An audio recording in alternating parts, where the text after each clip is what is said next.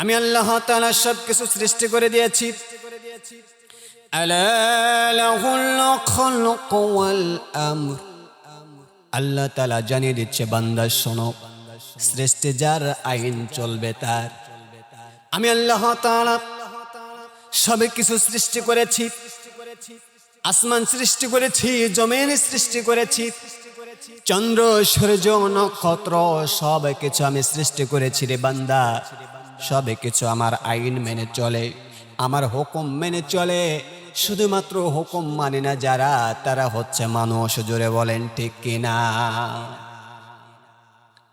এই জন্য আল্লাহ তাআলা জানিয়ে দিচ্ছে, বান্দা শোনো, আমার আইন মানতে হবে, আমার আইন মেনে দুনিয়ার জমিনে চলতে হবে।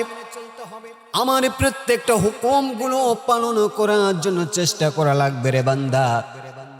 টেনশন করবা না, চিন্তা করবা না। আমি আল্লাহ তাআলা ঘোষণা করে দিলাম, আকিমুদ্দিন, দিন কায়েম করা লাগবে।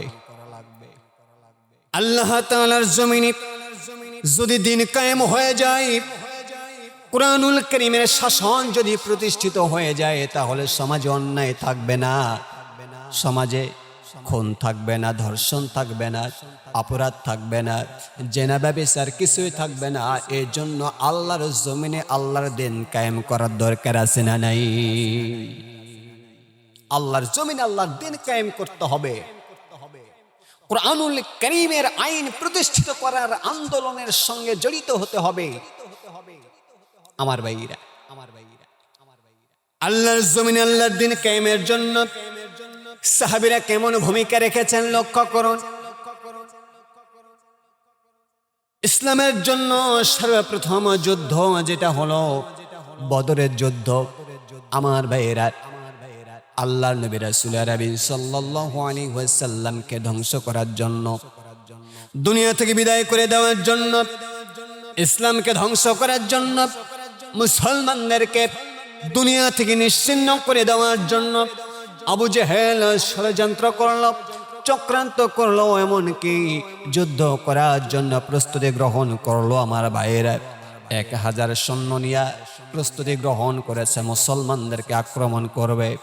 বদরের ময়দানে মুসলমানদের সঙ্গে যুদ্ধ হবে।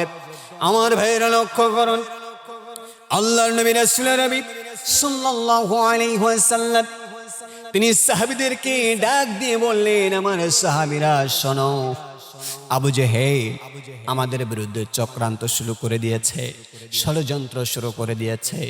আমি নবী আমাকে দুনিয়া থেকে বিদায় করতে চাই, আমার সাহাবীদেরকে দুনিয়া থেকে বিদায় করতে চাই। এজন্য শোনো, ইসলামকে ধ্বংস করতে চাই।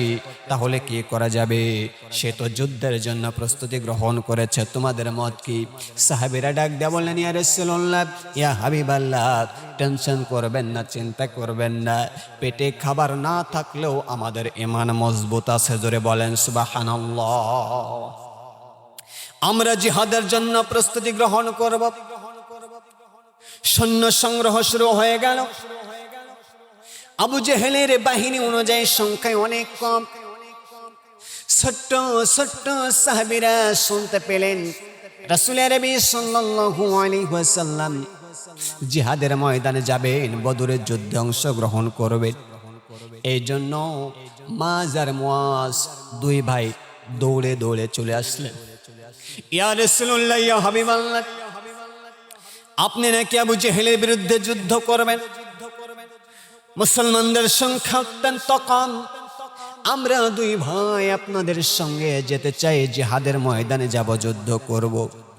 আল্লাহর নবী ডাক দিয়ে বললেন, ও ছোট্ট সাহাবীরা রে, তোমরা যুদ্ধ করতে পারবে না, না আছে তোমাদের শরীরের শক্তি, তোমরা ছোট্ট মানুষ, তোমাদের দ্বারা জিহাদের ময়দানে যুদ্ধ সম্ভব নয়, তোমরা ছোট্ট মানুষ, তোমাদেরকে নেওয়া যাবে না। আল্লাহর নবী ডাক দিয়ে বললেন, তোমাদেরকে নেব না। ছোট্ট ছোট্ট সাহাবী দুইজন ডাক দিয়ে বললেন, শুনুন, একজনের বয়স 13 বছর আর একজনের বয়স 11 বছর। বড় ভাই ডাক দিয়ে বললেন, ইয়া রাসূলুল্লাহ, ইয়া হাবিবাল্লাহ, আমি তো আমার ছোট ভাইয়ের চাইতে একটু বড়, আমি লম্বা মানুষ, আপনি আমাকে নিতে পারেন, আমার জন্য পারমিশনটা দিয়ে দেন। ছোট ভাই ডাক দিয়ে বললেন, ইয়া রাসূলুল্লাহ, ইয়া হাবিবাল্লাহ, আমার বড় ভাই বয়সে বড় হতে পারে, লম্বায় বড় হতে পারে, কিন্তু শক্তিতে আমি বড়, আমি শক্তিশালী, তার চাইতে শক্তি আমার বেশি। দুই ভাই তর্ক শুরু করে দিল। আল্লাহর নবী রাসূল সাল্লাল্লাহু আলাইহি ওয়াসাল্লাম তাদের শক্তি পরীক্ষা করার জন্য কুস্তিতে লাগিয়ে দিয়েছে। বড় ভাই ছোট ভাইকে নিচে ফেলে দিয়েছে। ছোট ভাই নিচ থেকে ডাক দিয়ে বলে, বড় ভাই শোনো, একসঙ্গে আমরা চলাফেরা করেছি, একসঙ্গে আমরা খাওয়া দাওয়া করেছি, জিহাদের ময়দানে একসঙ্গে যেতে চাই। আমি জানি তুমি বড়, তোমার শরীরে শক্তি বেশি, কিন্তু সামান্য সময়ের জন্য তোমার শরীরের শক্তিগুলো একটু কমায়া দাও, আমি তোমাকে নিচে ফেলে দিই। রাসূলের সামনে আমি প্রমাণ করতে চাই তোমার চাইতে শক্তি আমার বেশি। বড় ভাই শরীরের শক্তি কমিয়ে দিয়েছে। ছোট ভাই বড় ভাই কি নিচে যখন ফেলে দিয়েছে, ডাক দিয়ে বলেন, ইয়া রাসূলুল্লাহ, ইয়া হাবিবাল্লাহ, যে দেখুন আমার বড় ভাইয়ের চাইতে আমার শক্তি কম নয়, আমার শক্তি বেশি।